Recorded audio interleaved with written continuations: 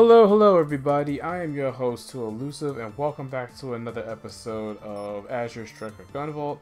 Now I know that I said I was going to go here next to the biochem plant, but I'm going to save that for last. For now I'm going to take on the pharma lab instead. So what we're about to enter is the most lush looking levels of the game. And also I'm going to take a quick moment to see if we got a new gun that we're able to use. I didn't really pay attention to the results screen in the last playthrough, and I'm not sure if we got a new gun or not, so I'm just going to cycle through real quick. Okay, so it looks like we have. You know what, just from looking at the shot pattern alone, it reminds me of the weapon you got from Slash Beast in Mega Man X4, the twin something. And from the looks of things, I'm only able to use 2 tags on it as well. Garbage. Alright, moving on. I know for a fact that I am not going to get any use out of that gun. Oh, I definitely need to be careful here when I'm using my electrical powers. So as you can see there, those things, or whatever they're called, they react to your electrical powers. So if you're too close to them, you could end up getting more than what you're asking for here. And that's not really the only hazard that this game, well I shouldn't say this game, but this stage really has. There's another one that'll come up in the second half, but I will say that as far as the level goes, there's a lot of stuff that happens in this stage. You know, aside from it having the green blush look to it. And I'll point those things out when I get there. What I would recommend is try to look out for those little creepers that are hiding in like the ceilings and everything, because they can sneak up on you and will be able to get you as soon as you use your lightning powers. I should also point out that getting the gem in this stage as well is really freaking easy. Like, honestly, I feel like in this level they just hand it to you, and you'll see what I'm talking about when I get there. Anyway, to progress, just shock the little switch there, and you can continue on through. Now, this is the second thing that the stage also does. You see these withered vines? You have to shock them in order to make progress, and later on, as we progress through the stage, there will be vines that are going to be able to grow back when you shock them. And I'll gladly point them out when I get there. Also, these little UFO-looking thingies are really annoying to shoot at, as you can see, because the moment you take aim at them, they'll immediately move away. In other words, they're self-aware, and they'll dodge your moves as you try and attack them. Oh, and by the way, there's a gem that I was talking about earlier. Now, unfortunately, I shocked the vines and completely decimated the area, so I couldn't walk on there. But yeah, the gem is really easy to get. It's also relatively easy to miss if you're not paying attention. But in all honesty, it's by far the easiest gem to get in the entire game.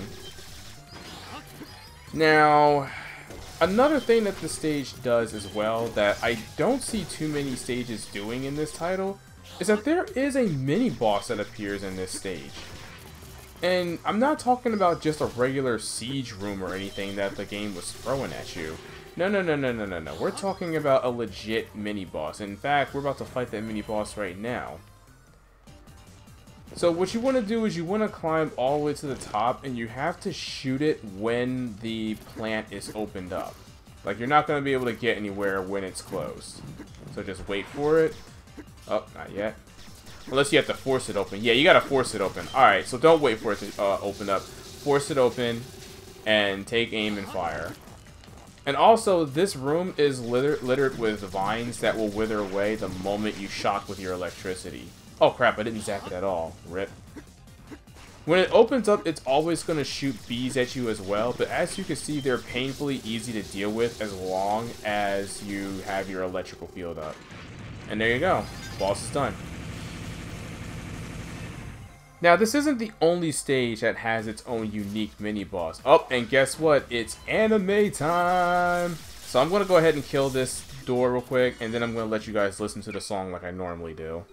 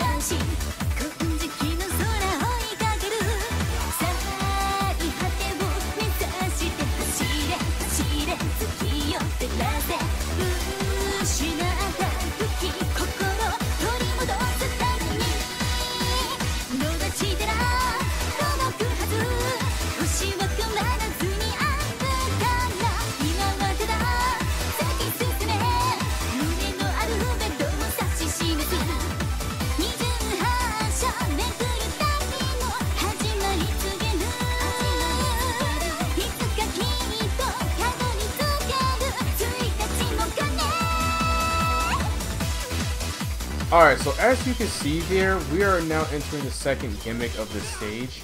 And it's these bugs that basically show up as you're progressing through the level. Now, strangely enough, aside of it being able to kill enemies if you happen to leave it alone, you can outrun the chase because, well, you're Gunvolt. You can do that.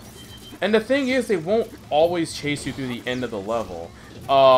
When they appear, they're only going to appear for a couple of seconds, and then they'll just go away.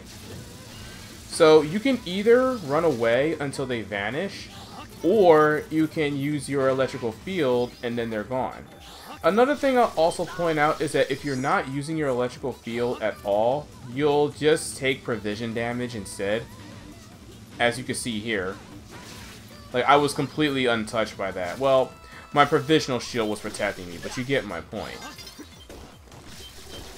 So, it's actually really easy to deal with this hazard, in my honest opinion. As long as you keep an eye on your electrical powers and not use them up too hard, then you'll be fine. Like, you see how I just ran far enough so that I can stay in the safe zone?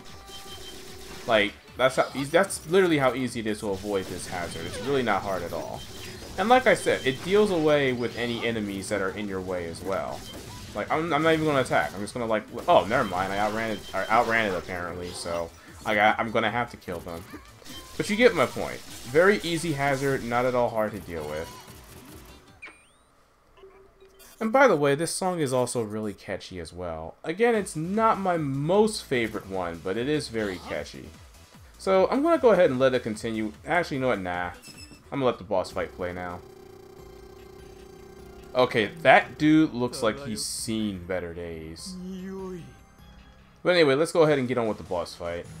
Now, this fight is interesting, and I feel like it makes certain callbacks to previous bosses that we fought, specifically in Mega Man 0. The one where he's like an Anubis and you fight him in the desert. I can't remember his name at the moment, but I will put an image of what he looks like. That attack right there is literally the same exact attack that that boss uses, where he basically calls these desert tomb looking things and they try to crush you, just like you saw there. Because I played, oops, I misjudged that horribly, and that's just because I did the thing where I air dash instead of like jumping first, so that's why I got hit there. But basically what you want to do is you want to like wait to the last second before they hit you in order to avoid it. And this is just something I learned how to do specifically from Mega Man 0. Another thing I should also point out is that, oh wait, hold up. He actually does try to like cheese you when he does that, because it's like you instinctively shield yourself with your electrical powers and then he rushes in on you when you're vulnerable. Like, honestly, that is a pretty smart move on his part, I'm not gonna lie. But anyway, another thing I should point out is that you can shoot those crushers when he's using them as well. Like, you can actually damage him through it as well. I just want to point that out. And you're going to see that if I get the chance to do so. But first, I need to destroy these things, because these wasps that appear when they come out are a little annoying to deal with a little bit. Alright, so let's see what he does now, because I know he's going to do his desperation move. Alright, what are you going to do? Nemesis Fang. Okay, I gotta remember what exactly this move does. Alright, first of all, he is hitting me a lot. What is he doing? Wait, what the hell? Gotcha, bitch! Oh! Oh! So apparently it one-shots you. Alright. Alright. I'm not falling for that again. Not gonna lie, I'm a tad bit salty at that, but I had no idea that it one-shots you. Okay. I'm ready for him now. We're gonna run it back.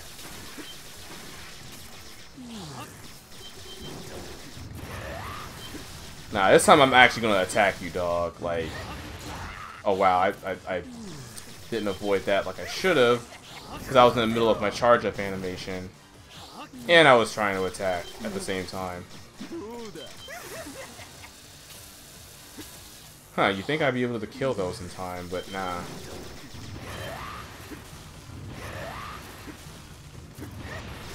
Yeah, I'm just gonna... I prefer to avoid those doors entirely instead of just hitting him. You can shoot that and damage him that way as well, if you really wanted to. But again, I chose not to, because I prefer to just focus on dodging.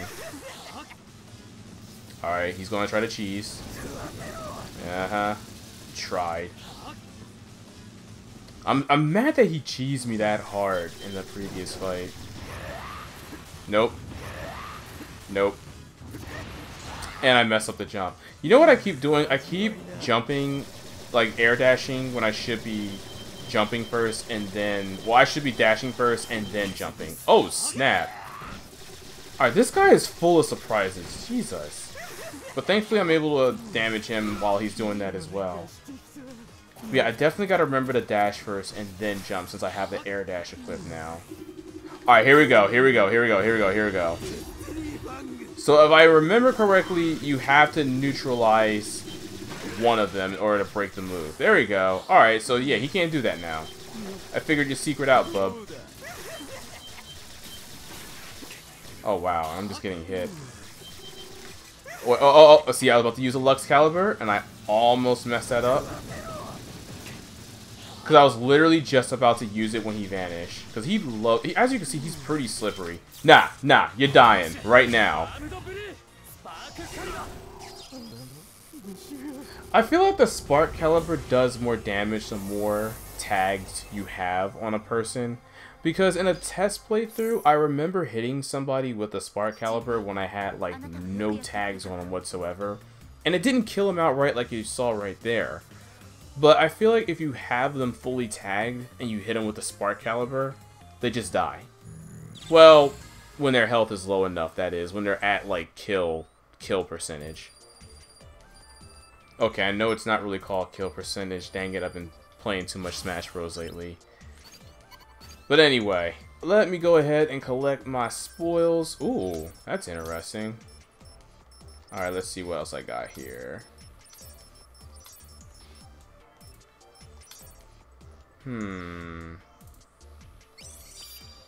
So other than that gold plate, I didn't really get anything too interesting. But that's alright. I can work with that. Anyway, we will be continuing this in the next episode. So until then, guys, play until your thumbs fall off. I'm too elusive, and I'll see you guys later. Peace.